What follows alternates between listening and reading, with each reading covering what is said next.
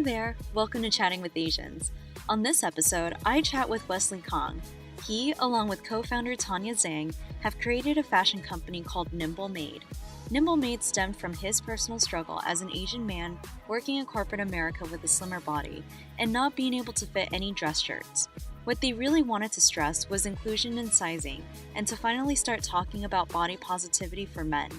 Their brand is about educating men, and Asian men, that they can find a good fitting dress shirt without having to do a custom fit or tailor, and without having to pay a premium for it. We'll be talking about topics such as Asian masculinity and how he's been adjusting switching his career from finance into fashion. So, here's my chat with Wesley.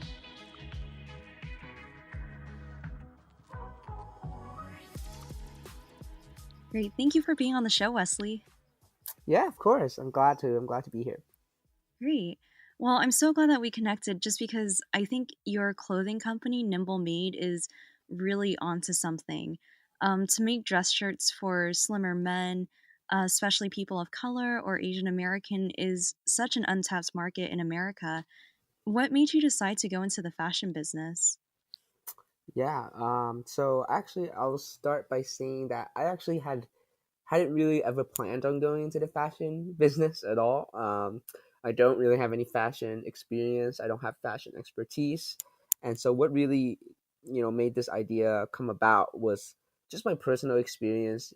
Having worked in finance for 3 or so years, being like an Asian man, someone who has a slimmer stature, different body type than your typical like kind of average American male. That is kind of the mold that's used to create like sizing in clothing for men. I found it like kind of difficult to find dress shirts that I had to wear for work at a good quality and at the right fit that you know is like a piece of clothing that I was looking to really rely on to both be professional and have like a kind of um, avenue to kind of express myself using like dress shirts. And I wasn't able to really find anything that satisfied all those things. So you know after a couple of years of struggles, I figured I could maybe like build a business around that and kind of create something that hasn't really been served in the market previously. And so channeling my kind of personal frustrations and struggle, I created this brand to really go after, as you said, people who fall outside of the typical body type, and helping them find like a great fit. Yeah, it's amazing. I mean, the company is still super young since you guys only just launched like this past August, right? Mhm.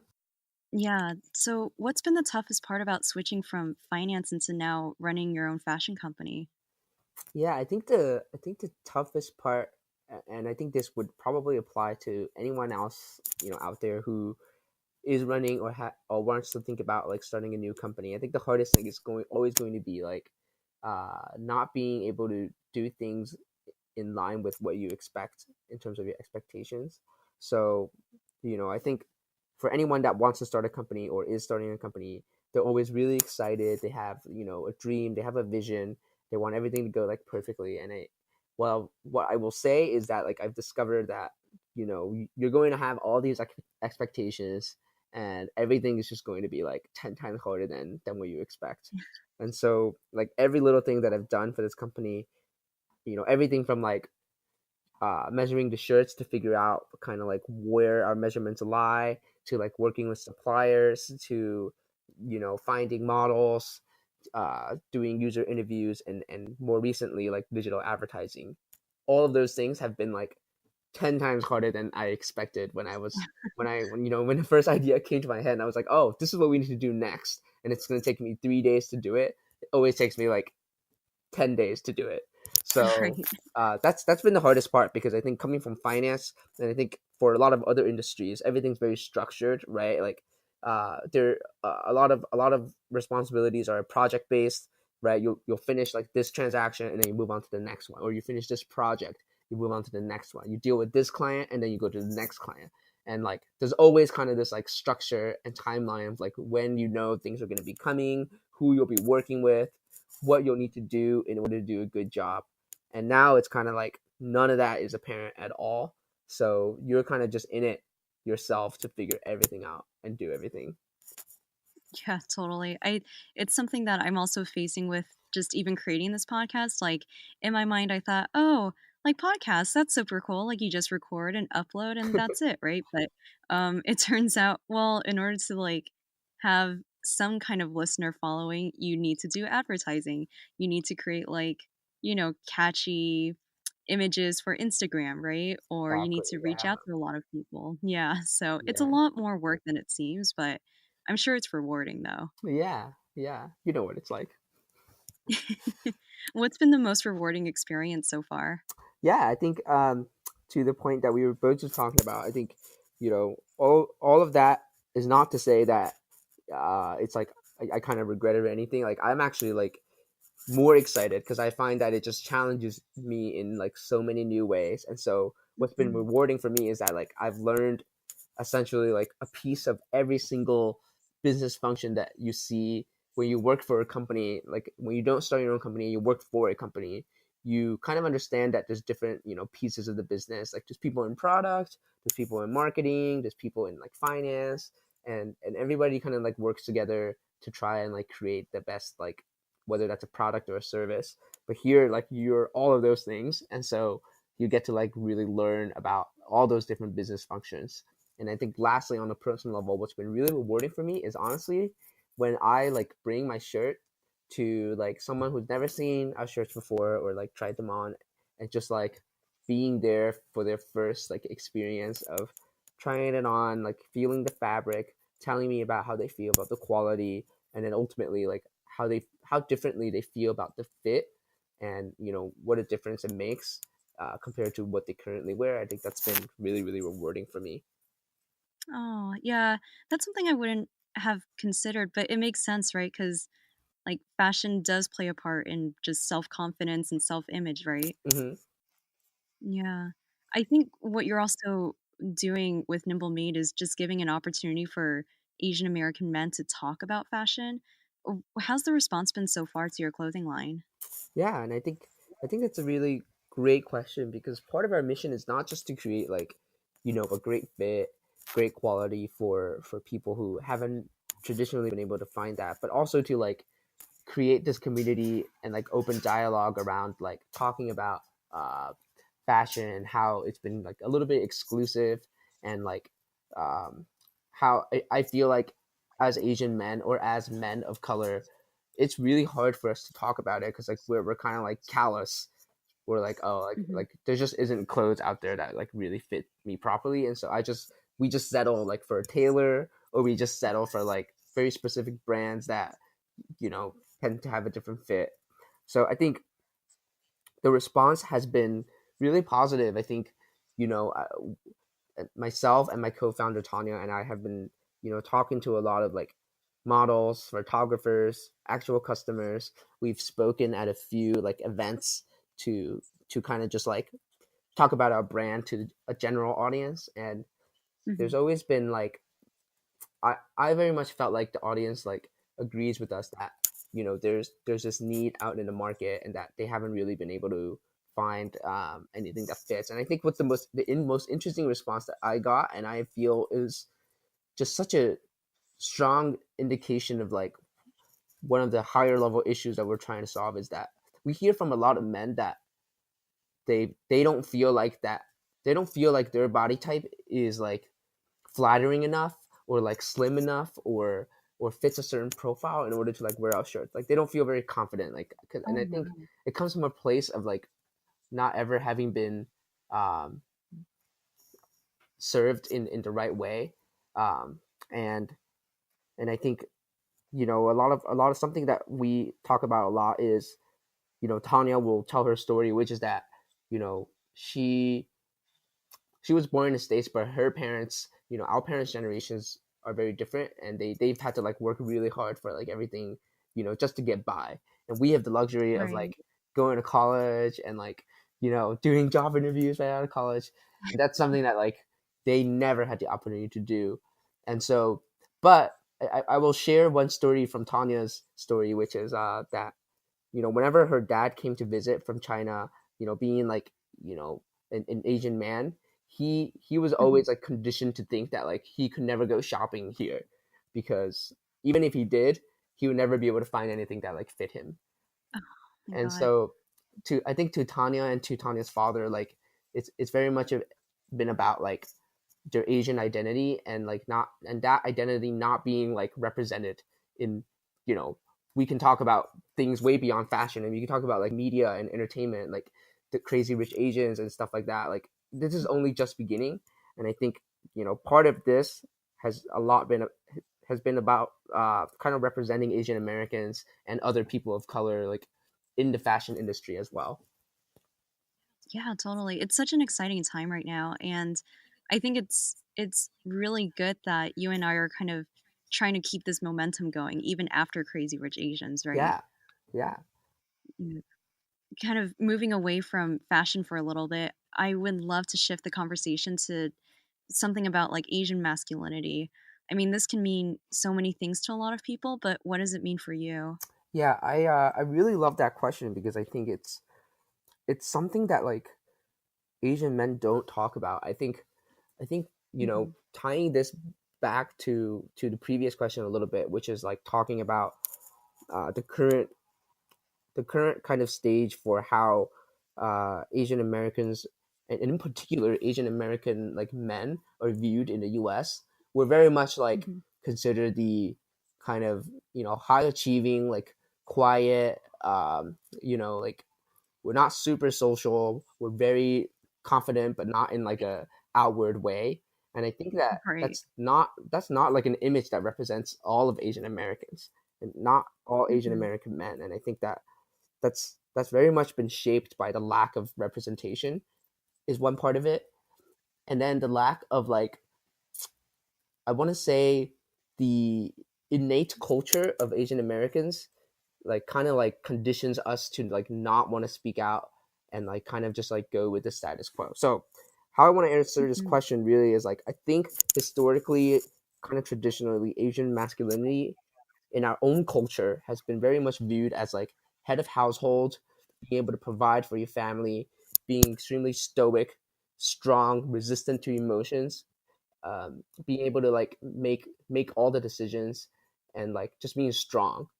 And I don't think that that's fair, because I think there's a lot to us. There's, you know, there are many instances where like we do feel a lot of emotions. There are many instances where like Yeah. we do want to speak about our feelings, and many instances where we may want to pursue our dreams outside of like just a steady job so that we can provide for our family. And I think that dialogue is very much missing from the current stage. So I think that's what it has meant traditionally and historically, and I think that's what it still means.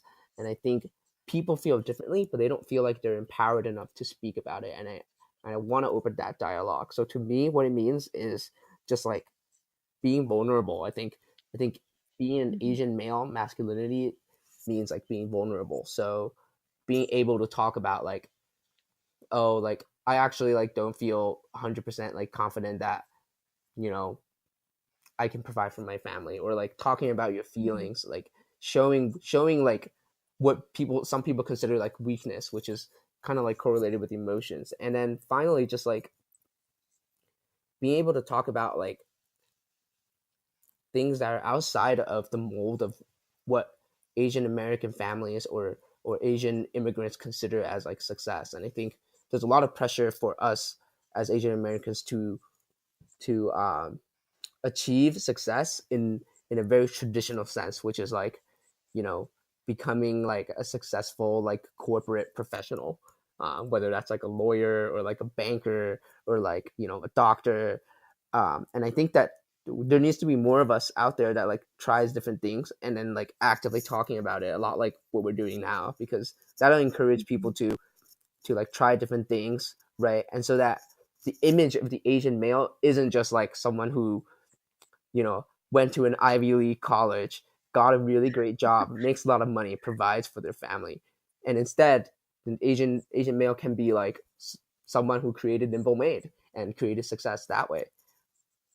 And Hmm. I'm just Totally. saddened to hear. I remember last time we talked, you spoke about like, you know, how you met this really talented individual at like a convention, and even though he was pursuing like his dream and he was like really great at it, you know, playing video games, his parents just like shut him down. And I just think there needs to be less of that and more of like open-mindedness. Oh yeah, for sure. I mean, it I was writing out my newsletter that I'm going to be sending out soon, and that was really the first time I kind of like sat down at my laptop and really thoughtfully wrote out my feelings about the model minority myth, right? Because everything that you had just mentioned really talks about the model minority myth and like how harmful it really is for us. Mhm. Um, I think trying to define success in like such limiting terms um, sets us up actually more so for failure than anything else because it just puts so much pressure on us to achieve something that might not be within like our own strengths and weaknesses, Yeah, right? yeah, Yeah.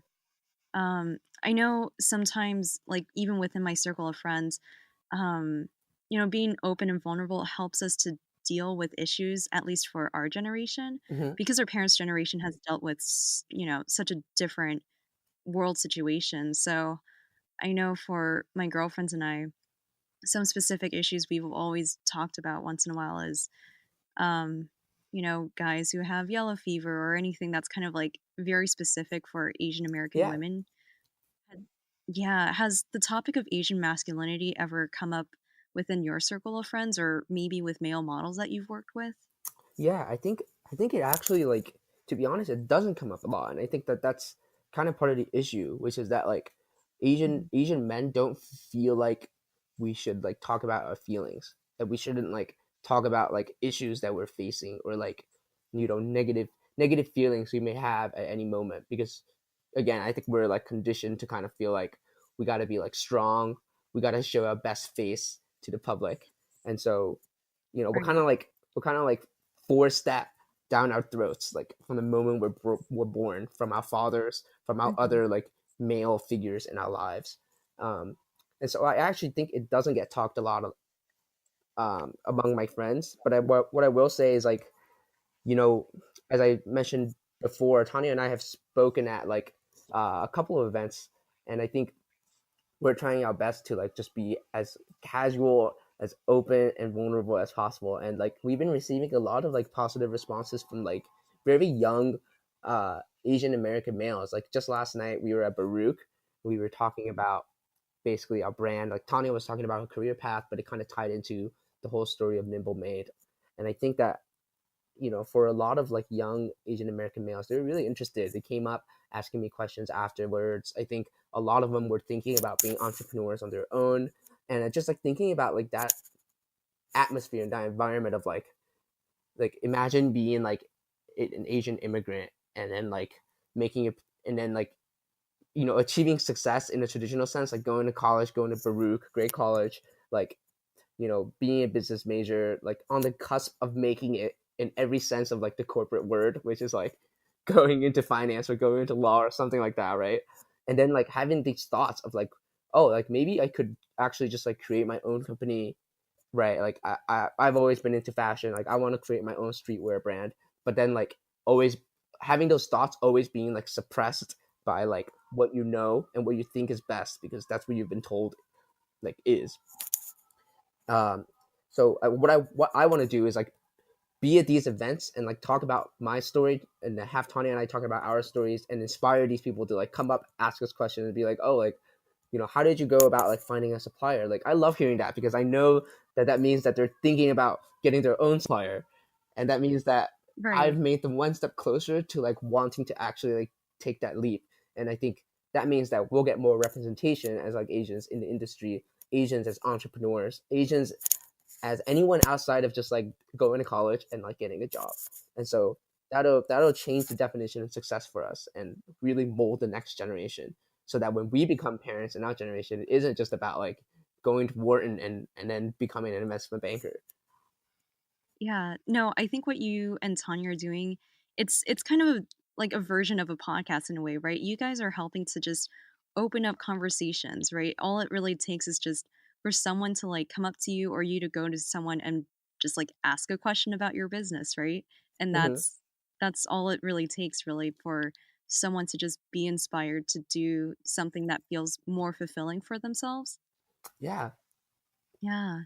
Well, kind of going back into your company, Nimble Made, any future plans to expand into other categories like coats or casual wear, or are you guys kind of just strictly business right now? No, I think we are very open, and I think what's key for every business is like being really open minded and being open to like pivoting, as well as like just adding things to your core business. So for us, it's not really about like staying true to like dress shirts or anything like that. This Hmm. is this is just what we started with because I happen to have like kind of a decent amount of base foundation in terms of knowledge of like what's a good quality dress shirt, what to look for, what fabric to use, because I Sure. like did a lot of research on that when I was looking for my own dress shirts that I couldn't find. Um, so no, I think future plans for expanding in other categories. Like we're already working on our next product line right now, which is going to be featuring a little bit of more casual um, categories of clothing. So we're thinking about like still like kind of like long sleeve collar shirts, but introducing maybe like darker colors and like patterns.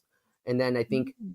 from there, really like everything is fair game. Like we've had customers tell us that, like, oh, you guys should do like pants too, because for a lot of us, like the pants are too like way too long. Like even the smallest Mm. size is like way too long. So like we're really open to anything. We could definitely like do coats. We could definitely do like anything else. I know Tanya like wants to do like a little cute little like slim wallets. So like we might do Ooh. that too.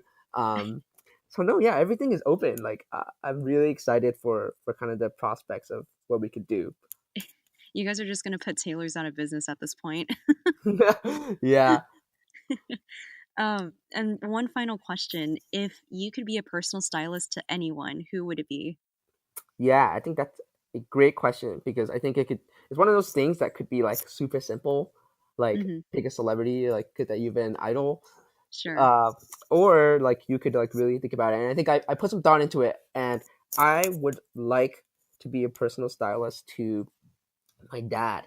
And I think this really ties all of the entire conversation together very well because, um, my dad is someone who has been the quintessential like Asian male, which is like, head of family, making the hard decisions, providing for the family, working Right. hard, but like never complaining, always just working hard because that's what he has to do.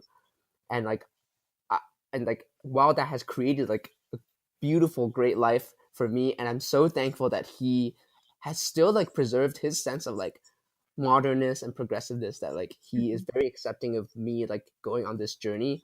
I know that for a lot of others, like it would not nearly be as easy to like take this leap because they would feel that pressure of like opposition and like disapproval from their parents. Hmm. So I'm very thankful for him to have be okay with this. And then I think I want to be a personal stylist to him because I feel like he's never ever had the opportunity to like even like contemplate fashion. Like that's not, Mm. and you can see this. You can literally see this in the streets. Like, what Asian dad do you know that is like super stylish? Like Right. none, like zero. Yeah. So, and it's because like they've had to work so hard all their lives. Like, how could they possibly even like care about fashion? Like, fashion to Totally. them is like wearing acceptable clothes that's like durable, so that they can like work more. Yeah. So I Yeah. would love to be a personal stylist to him because then it would just like provide to him like a life that's just outside of like working, and like helping him like look good and feel confident in a different way that's just unrelated to like being the model Asian male. And Yeah, I think that's a totally. message that I would like to deliver. Um, so that's kind of my response. Oh, that's a super sweet response. Well, I'm so excited for you and Tanya and the future of Nimble Made. It looks very bright. Yeah, thank you so much. Thank you for being on the show. Yeah, I'm happy to be back.